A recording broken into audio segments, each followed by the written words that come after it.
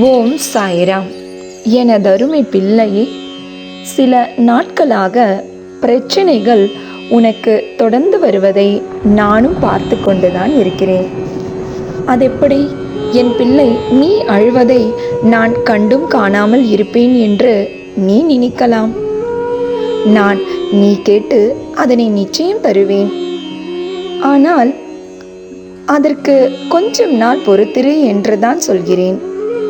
என் சாய் பிள்ளைகளுக்கு பொறுமை, நம்பிக்கை மிக அவசியம். இடைப்பட்ட காலத்தில் நான் உன்னை நிச்சயம் சோதிப்பேன். ஏன், நீ எதையும் சமாளித்து வெல்வாய் என்று தெரிந்தே உனக்கு சில சவால்களை தருகிறேன். அதனால் நீ கலங்க வேண்டாம். அனாவசியமாக யாரிடமும் புலம்ப வேண்டாம்.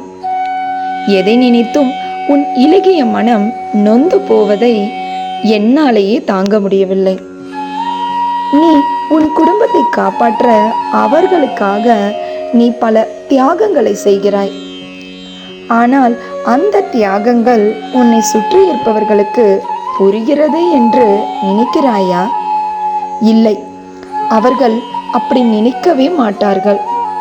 மீறி நீ கேட்டாலும், நாங்கள் கஷ்டப்படாததையா நீ பெரிதாக கஷ்டப்பட்டு விட்டாய் என்று உன்னை ஏளனமாக சொல்வார்களை ஒழிய உன்னை ஒருபோதும் தலையில் வைத்து கொண்டாடப் போவதில்லை. ஆனாலும் உன் குடும்பத்தை காப்பாற்ற வேண்டியது உன் கடமை. இதையெல்லாம் சகித்து கொண்டு உனக்கு பிடித்த விஷயம் எதுவோ அதில் கவனத்தை செலுத்து. உன் முன்னேற்றம் உன் கையில்தான் உள்ளது. நீ தேவையில்லாமல் பிறர் சொல்வதை எல்லாம் காதில் வாங்கிக் கொண்டு எதிர்மறையான சிந்தனைகளை வளர்த்து கொள்ளாதே. அது உன் உடலுக்கு நல்லது இல்லை. உன்னை பற்றி பேசுபவர்களை என்னிடம் விட்டுவிடு. நான் பார்த்து கொள்கிறேன். யாராக வேண்டுமானாலும் இருந்துவிட்டு போகட்டும். கஷ்டத்தை கடவுள் கொடுப்பது உன்னை துன்பப்படுத்துவதற்கு அல்ல. எத்தனை உறவுகள் போலியானது என்பதை உனக்கு உணர்த்தவே இந்த சோதனை. யார் வசை சொல்லும் இனி உன்னை தீண்டாது.